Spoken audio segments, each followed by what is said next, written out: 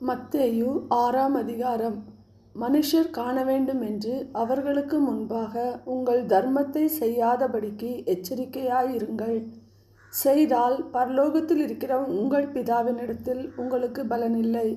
ஆகையால் நீ தர்மம் செய்யும்போது மனுஷரால் புகழப்படுவதற்கு மாயக்காரர் ஆலயங்களிலும் வீதிகளிலும் செய்வது போல உனக்கு முன்பாக தாரை ஊதுவியாதே. அவர்கள் தங்கள் பலனை அடைந்து தீர்ந்ததென்று மெய்யாகவே உங்களுக்கு சொல்லுகிறேன். நீயோ தர்மம் செய்யும்போது உன் தர்மம் அந்தரங்கமாயிருப்பதற்கு உன் வலதுகை செய்கிறதை உன் இடதுகை அறியாதிருக்க கடவது. அப்பொழுது அந்தரங்கத்தில் பார்க்கிற உன் பிதா தாமே உனக்கு வெளியரங்கமாய் பலனளிப்பார். அன்றியும் நீ ஜெபம் பண்ணும்போது மாயக்காரரை போல் இருக்க வேண்டாம். மனுஷர் காணும்படியாக அவர்கள் ஜெப ஆலயங்களிலும் வீதிகளின் சந்திகளிலும் நின்று ஜெபம் பண்ண விரும்புகிறார்கள். அவர்கள் தங்கள் பலனை அடைந்து தீர்ந்ததென்று மெய்யாகவே உங்களுக்கு சொல்லுகிறேன். நீயோ ஜெபம் பண்ணும்போது உன் அறை வீட்டுக்குள் பிரவேசித்து உன் கதவை பூட்டி அந்தரங்கத்தில் இருக்கிற உன் பிதாவை நோக்கி ஜெபம் பண்ணு. அப்பொழுது அந்தரங்கத்தில் பார்க்கிற உன் பிதா வெளியரங்கமாய் உனக்கு பலன் அளிப்பார். அன்றியும் நீங்கள் ஜெபம் பண்ணும்போது அஞ்ஞானிகளைப் போல வீண் வார்த்தைகளை அலப்பாதேயுங்கள். அவர்கள் அதிக வசனிப்பினால் தங்கள் ஜெபம் கேட்கப்படும் என்று நினைக்கிறார்கள்.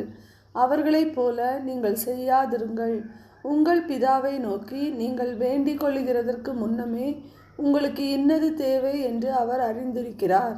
நீங்கள் ஜெபம் பண்ண வேண்டிய விதமாவது: பரமண்டலங்களில் இருக்கிற எங்கள் பிதாவே, உம்முடைய நாமம் பரிசுத்தப்படுவதாக, உம்முடைய ராஜ்யம் வருவதாக, உம்முடைய சித்தம் பரமண்டலத்திலே செய்யப்படுகிறது போல பூமியிலேயும் செய்யப்படுவதாக. எங்களுக்கு வேண்டிய ஆகாரத்தை இன்று எங்களுக்கு தாரும். எங்கள் கடனாளிகளுக்கு நாங்கள் மன்னிக்கிறது போல எங்கள் கடன்களை எங்களுக்கு மன்னியும். எங்களை சோதனைக்குட்பட பண்ணாமல் தீமை நின்று எங்களை ரட்சித்து கொள்ளும். ராஜ்யமும் வல்லமையும் மகிமையும் என்றென்றைக்கும் உம்முடையவைகளே. ஆமேன் என்பதே. மனுஷருடைய தப்பிதங்களை நீங்கள் அவர்களுக்கு மன்னித்தால் உங்கள் பரமபிதா உங்களுக்கு மன்னிப்பார். மனுஷருடைய தப்பிதங்களை நீங்கள் அவர்களுக்கு மன்னியாதிருந்தால் உங்கள் பிதா உங்கள் தப்பிதங்களையும் மன்னியாதிருப்பார். நீங்கள் உபவாசிக்கும் போது மாயக்காரரைப் போல முகவாடலாய் இராதேயுங்கள். அவர்கள் உபவாசிக்கிறதை மனுஷர் காணும் பொருட்டாக தங்கள் முகங்களை வாட பண்ணுகிறார்கள். அவர்கள் தங்கள் பலனை அடைந்து தீர்ந்ததென்று மெய்யாகவே உங்களுக்கு சொல்லுகிறேன்.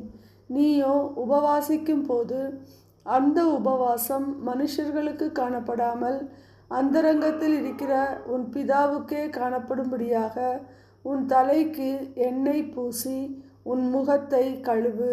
அப்பொழுது அந்தரங்கத்தில் பார்க்கிற உன் பிதா உனக்கு வெளியரங்கமாய் பலனளிப்பார். பூமியிலே உங்களுக்கு பொக்கிஷங்களை சேர்த்து வைக்க வேண்டாம். இங்கே பூச்சியும் துருவும் அவைகளை கெடுக்கும். இங்கே திருடரும் கன்னமிட்டு திருடுவார்கள். பரலோகத்திலே உங்களுக்கு பொக்கிஷங்களை சேர்த்து வையுங்கள். அங்கே பூச்சியாவது துருவாவது கெடுக்கிறதும் இல்லை. அங்கே திருடர் கன்னமிட்டு திருடுகிறதும் இல்லை. உங்கள் பொக்கிஷம் எங்கே இருக்கிறதோ அங்கே உங்கள் இருதயமும் இருக்கும். கண்ணானது சரீரத்தின் விளக்காயிருக்கிறது. உன் கண் தெளிவாயிருந்தால் உன் சரீரம் முழுவதும் வெளிச்சமாயிருக்கும். உன் கண் கெட்டதாயிருந்தால் உன் சரீரம் முழுவதும் இருளாயிருக்கும். இப்படி உன்னிலுள்ள வெளிச்சம் இருளாயிருந்தால் அவ்விருள் எவ்வளவு அதிகமாயிருக்கும். 2 எஜமான்களுக்கு ஊழியம் செய்ய ஒருவனாலும் கூடாது. ஒருவனை பகைத்து மற்றவனை சிநேகிப்பான், அல்லது ஒருவனை பற்றி கொண்டு மற்றவனை அசட்டை பண்ணுவான். தேவனுக்கும் உலகப் பொருளுக்கும் ஊழியம் செய்ய உங்களால் கூடாது. ஆகையால் எண்ணத்தை உண்போம், எண்ணத்தை குடிப்போம் என்று உங்கள் ஜீவனுக்காகவும், எண்ணத்தை உடுப்போம் என்று உங்கள் சரீரத்துக்காகவும் கவலைப்படாதிருங்கள் என்று உங்களுக்கு சொல்லுகிறேன். ஆகாரத்தை பார்க்கிலும் ஜீவனும் உடையை பார்க்கிலும் சரீரமும் விசேஷித்தவைகள் அல்லவா?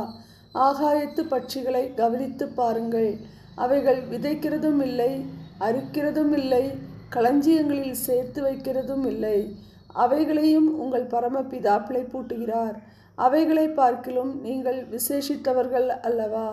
கவலைப்படுகிறதினாலே உங்களில் எவன் தன் சரீர அளவோடு ஒரு முழத்தை கூட்டுவான்? உடைக்காகவும் நீங்கள் கவலைப்படுகிறதென்ன? காட்டு புஷ்பங்கள் எப்படி வளருகிறதென்று கவனித்து பாருங்கள். அவைகள் உழைக்கிறதுமில்லை, நூற்கிறதுமில்லை.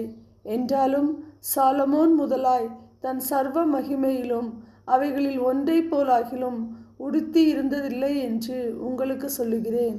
அற்ப விசுவாசிகளே, இன்றைக்கு இருந்து நாளைக்கு அடுப்பிலே போடப்படும் காட்டு புல்லுக்கு தேவன் இவ்விதமாக உடுத்துவித்தால் உங்களுக்கு உடுத்துவிப்பது அதிக நிச்சயம் அல்லவா? ஆகையால் என்னத்தை உண்போம், என்னத்தை குடிப்போம், என்னத்தை உடுப்போம் என்று கவலைப்படாதிருங்கள். இவைகளையெல்லாம் அஞ்ஞானிகள் நாடி தேடுகிறார்கள். இவைகளெல்லாம் உங்களுக்கு வேண்டியவைகள் என்று உங்கள் பரமபிதா அறிந்திருக்கிறார். முதலாவது தேவனுடைய ராஜ்யத்தையும் அவருடைய நீதியையும் தேடுங்கள். அப்பொழுது இவைகளெல்லாம் உங்களுக்கு கூட கொடுக்கப்படும். ஆகையால் நாளைக்காக கவலைப்படாதிருங்கள். நாளைய தினம் தன்னுடையவைகளுக்காக கவலைப்படும். அந்தந்த நாளுக்கு அதினதின் பாடு போதும்.